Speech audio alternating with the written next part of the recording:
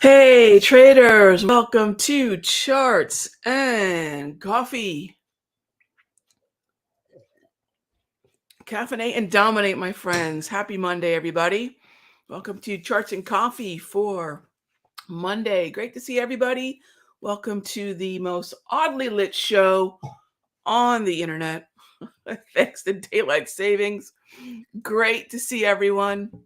I'm sure some of you probably caught the weekly show that we do on Sundays, which I've been looking for a decent name because we just have our weekly macro sector and macro notes that I send out to members. And actually this coming Sunday, even those of you that are not members, I'll send the link out so you get a feel for what I send out free to the members behind the paywall, basically. So you get an idea of what I just send out to all the members in the rooms. I've really morphed this into a chart conversation, as you can see, because, well, if a picture is worth 1,000 words, I got to think a chart's worth 10,000 words, right? So at least 10x, yeah? So you can check that out. We do that every Sunday. All right, so back to our conversation here for Charts and Coffee. So yes, we've got a show 6 days a week now, and if and when I ever figure out what I want to do on a Saturday, I don't know, maybe we'll be every week, every day, who knows? But great to see everybody. Happy Monday. Hope everyone had a terrific weekend. My Formula One racers out there, especially the Red Bull fans, what happened? Both the cars could not finish the race. That reminds me, when we talk about trading, finishing out the trade matters. I think a lot of times we as traders get very interested in the entries, and then we drop the ball when it comes to break-even stops. We drop the ball when it comes to first and second targets and trailing stops. And it kind of reminded me, watch that race. I mean, Red Bull, obviously, and I'm a Christian Horner Red Bull fan. Horner, I gotta root for somebody. Gotta root for the long lost relative, right? But you watch the way they qualified, and even for those of you that could not give a rip about Formula One, but you've got to end the game strong, right? We always want to end the game, end the trade, have the whole trading plan planned out as much from the beginning as possible. So that means stop losses, first targets, points of validity. And I think that whether you're looking at sports or whether you're looking at your trading, you got to have that plan there. So anyways, yeah, I was watching that race thinking, I think this happens to a lot of traders. They just can't finish the race, right? Doesn't matter how good it started if you cannot get those points. So anyways, that was our little lesson from Formula One this weekend. Good racing, though. Really good racing. All right. So, the main thing that I want to make sure I cover here before we get to your questions is please take a look at the economic calendar, forexfactory.com. If you're interested in a slightly more global calendar, tradingeconomics.com. They're both free sites. You will see we are just peppered with FOMC speak, whether it be today at 10 a.m., which is the end of the clearing, by the way, with Powell rolling into Tuesday. Look, do I concern myself with Swiss National Bank or Monetary Policy Committee? That's the Bank of England. Do I concern myself with the Swiss National Bank or the Bank of England? Not really, right? Not really. But ECB, keep an eye on. FOMC, keep an eye on. Powell's coming up again on Wednesday. So really interesting look at, just how much global central bank speak we've got going on. So when you look at the week in terms of the U.S. Central Bank, we've got 2 appearances by Waller, 2 by Powell, 1 by Williams, I believe. And who knows who's going to speak, come in between. These are just who's on the schedule on Forex Factory. So these are going to be potential market movers. We are in a tightening cycle, gang. If people were on the fence about whether or not the Federal Reserve was for real in terms of their hawkish um, sort of leaning, it's here. It's been done. Quarter point. We're looking at least at another quarter point in May to a half point. This is macroeconomic conversation. So think about macro and how much trouble that got traders into last week. Macro is, oh, the Federal Reserve's not going to raise rates because of Ukraine. That's nonsense, gang. That's going to get you into trouble. Macroeconomic is, let me go take a look at the target rate probabilities. Let me go take a look at what the Fed fund futures are saying and look at a rate of change study about what is most likely to happen in March, May, June, and beyond. That's the difference, right? Steer clear of headlines. They're going to get you into trouble. Keep an eye on the trend of macroeconomics, which means focusing on monetary policy, money supply, growth, inflation, jobs. All right. So with that being said, let's go ahead and jump into your questions. And, quick reminder, the webinar replay that we did, I guess, week before last now, that's going to be up for a few more days. How have we been managing this year so far? How have we been managing the chop? What tools are we using? You have access to the tools. Why not learn how to use them? That's over at simplertrading.com/timeless replay. And then the promotion for the mastery ends this Friday because our first bonus session is next Monday. Really stoked about that.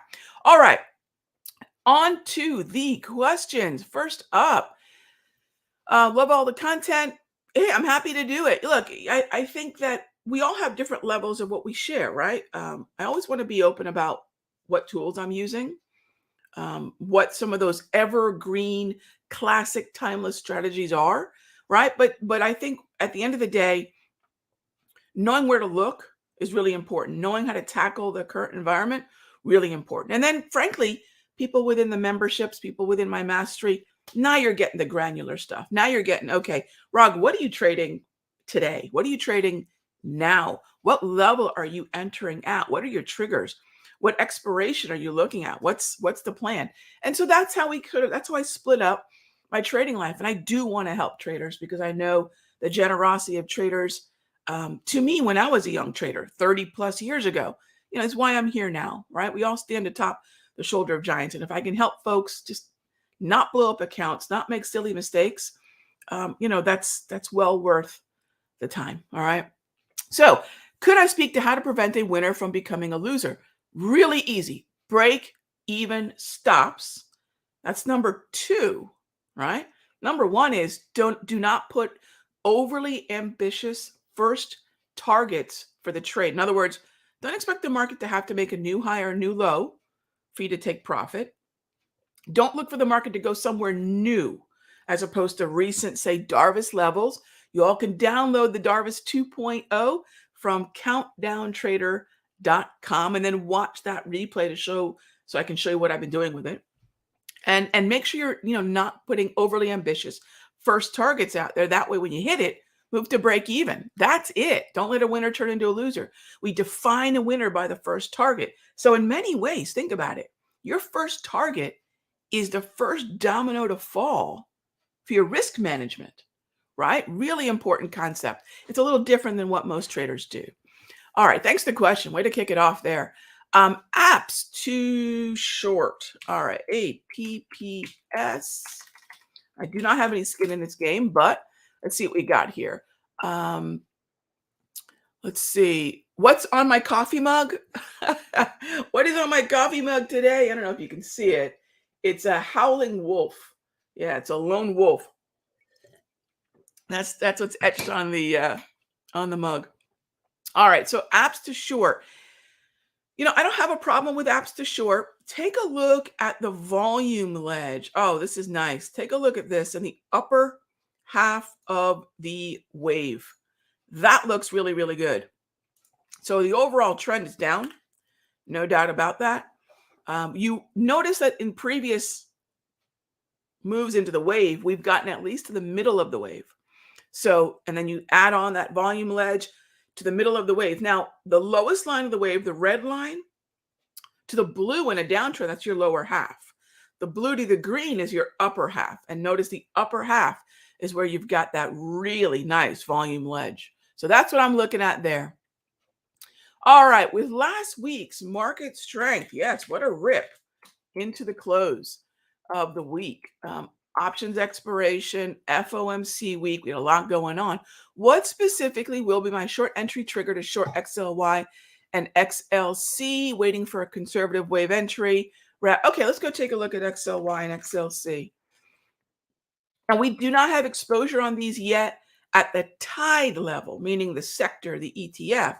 But we do have exposure, and we've been scaling out of that at the individual boat level. So travel, what I will say is I don't necessarily have, I'm not fixed on we have to short XLY or buy puts.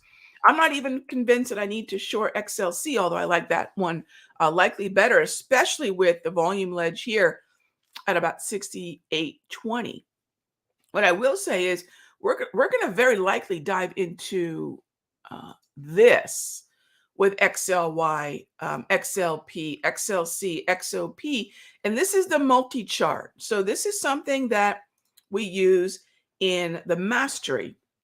And what this is the tide in the upper left-hand corner, and then the individual stocks listed in order of their weighting. We don't want to be random about our watch list, gang. Gone are the days, actually since 2008, gone are the days that we look at the market as disparate parts of the market and disparate asset classes and sectors and individual stocks. There's a lot more cohesion now in markets than ever. There are the random stocks that are separate from the passive investing universe, but for the most part, very few market symbols are an island unto themselves.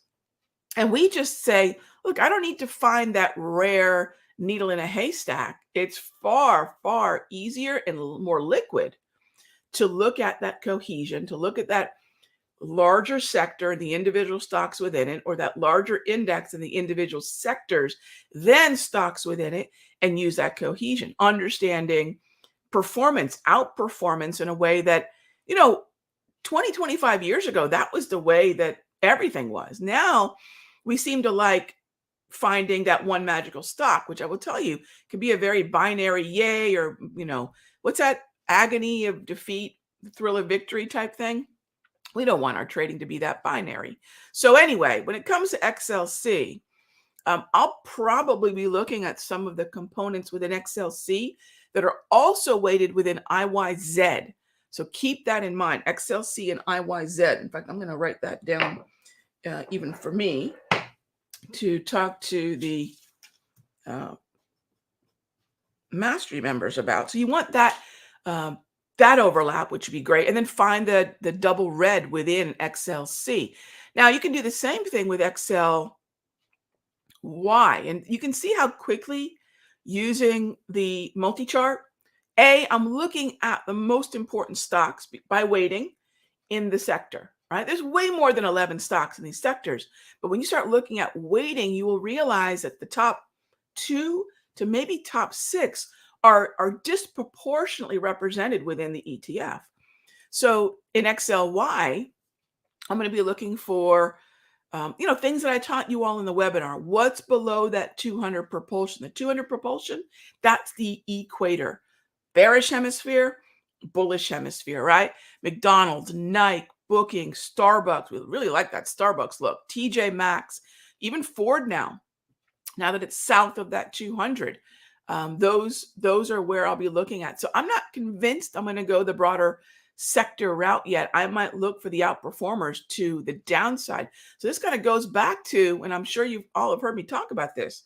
It's what you trade is more important than how you trade it. What you're focused on. So I'm focused really in many ways still on individual boats in some of these tides. All right. What about SMH? I do like SMH in the same way. I like XLY, XLC, QQQ. Why do I like these? Rog, did you not see that rip into the close last week? I'm not convinced. And also, if you check out the the weekly notes show, I went into some detail about, and I did also in the notes, I went into detail about, hey, look, and there are four market trends, gang. This is Charles Dow.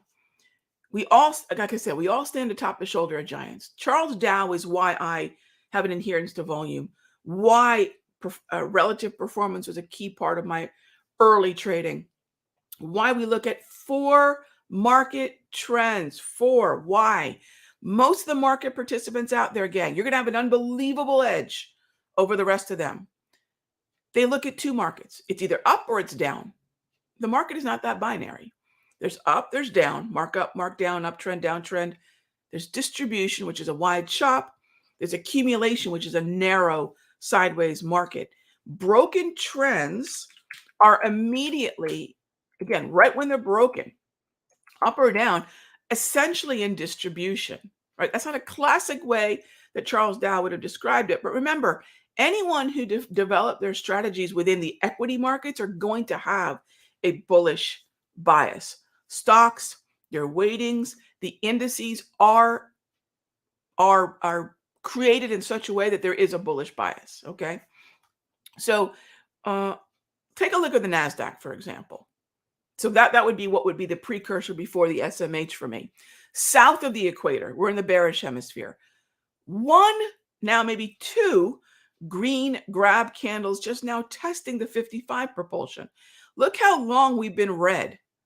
Do I think that 4 days are enough for me to get excited about this? Is, I'm hearing now people talk about the NASDAQ is in bullish territory. On what planet? It had 4 really good days. 5 if I want to be generous about the low on the 14th, right? Could it turn into an uptrend? Let's see if it has the ability to get through the 200. Okay. That's number one. Number two is a lot of market analysis and sort of the bravado out there in the internet will focus on that move, presuming they pick the bottom and the top. When in reality, you all know we've been shorting here and most recently here. So we've been taking advantage of this 3 times, right? I did not take this one, although that could have easily been a fourth. Look at what is celebrated in the marketplace. And I include financial media, which is an absolute waste of your time in terms of turning that television on, expecting anybody on there to give you ideas that are going to change your trading life. That green line is what they celebrate. All these red lines are what they talk nothing about. What is the path of least resistance, gang? Do I want to celebrate that? And good for those people who got long. Hey, it takes, buyers and sellers to make the world go round, to make the markets go round. But please keep in mind what's been working and working far better. And that is when we short the rip, looking for the resumption of movement to the downside has been working. So with that being said, let's take that over to SMH. Do I want to go with SMH? The cues have been a little bit better in terms of structure. Whenever I talk about structure, gang, one of two things. If you're in the Simpler Trading membership, any of them, you have the trade flags, okay? If you're in the Sector Secrets Master or taken any of my classes, you have the multi, okay? They're showing you the same thing. One has the history, one shows you the now, okay? So with that being said, yes, I do believe the path of least resistance is likely to the downside. We're testing the 200, but it's not been as convincingly bearish. So this is where I'll say, I think once again, Peter, I'm going to end up looking at the multi-chart saying, hey, what is a better example of a double red downtrend? There are a couple of them, but 3 of them are popping up right away. So it will be helpful for the SMH to stay below the 200 propulsion. By the way, the 200 propulsion, you can head on over to countdowntrader.com, scroll down to where you can click on the link to download the Thinkorswim indicators that I make available for free. One of them is propulsion. Set it to 8 by 200 and put that propulsion on your daily timeframes. It'll make a big difference in terms of understanding that bullish bearish hemisphere conversation. Q, as far as XLF, XLRE, XLF, I think you're going to hear a very common theme from me. Index, sector, stock. Index and sector, they've gotten choppy. We're going to focus on the stock or the boats this week. So if there's something to be done in XLF, XLRE, it's going to be at a boat level. I think a lot of folks in the sector secrets mastery know we have some long positions and things like XLE, but even in certain positions like the SLB, we've got instead long positions in Halliburton, right? We went with a boat. So we've been doing a lot of boats. Even though we're looking at the sectors, we're finding where the best setups are. And you'll see there'll be a lot of boats, not necessarily indices, not the tides that that we are focused on right now. But that's okay. We're still going through the same process. We're just cherry picking for the best example of where follow through may be. Hope that makes sense. All right. So do I have any thoughts on shorting Diz? Jamie, yes. XLC, good looking double red boat. I do like it. Very ugly structure though, because we have, the gap here, which could be interesting resistance. Nice volume legend here. And yes, I'd be far more interested in the short. The question is, how volatile might it be? Might we get this volume ledge acting as resistance, this volume ledge, or are we going to see something along the lines of an overbought resistance up in here before we get the follow through to the downside? So I'll be keeping a really close eye on Diz and where we're starting to see the stall and the resistance kick in. But absolutely, am I looking to the short side of Diz? And remember, Diz is also it's a boat within that XLC, which is fantastic. Yeah, you got it, Jamie. That's the process. That's absolutely the process. Right? Okay, so how's Tesla looking? All right. Tesla's an important boat because of the weighting across multiple indices and sectors, XLY, QQQ, SPY. I do like, again, Tesla for a potential short, but here's the thing. When we see the indices ramp up, QQQ, XLY, SPY, it is inevitable that Tesla's going to go along for the ride. Do I like it for a short generally? I do, but I think a lot of you in the mastery will notice we focused still on the long oil. We're still focused on long grain, playing the long side of inflation. So we have a long part of our book. We have a short part of our book where I'm looking a little bit more at some of construction and housing and home builders. So remember, when we have an epic short squeeze, like we saw last week, and remember, momentum begets more momentum, and that's part of what makes a short squeeze go. Let's give the market a minute, and then remember, we have a ton of FOMC speak this week. All right, so you thought last week was volatile with FOMC and then options expiration. We've got Powell twice and once in about 36 minutes here. I know I've ran over. Thanks as always for being a part of the Charts and Coffee crew. All right. Thanks for tuning in and caffeinating and dominating with us. I will see you all tomorrow, same time, same station. Members, in the alert section, you will find the free weekly sector and macroeconomic notes available in the options room, futures room, and in the, of course, my sector secrets mastery. I'll see you all tomorrow. Be good to each other.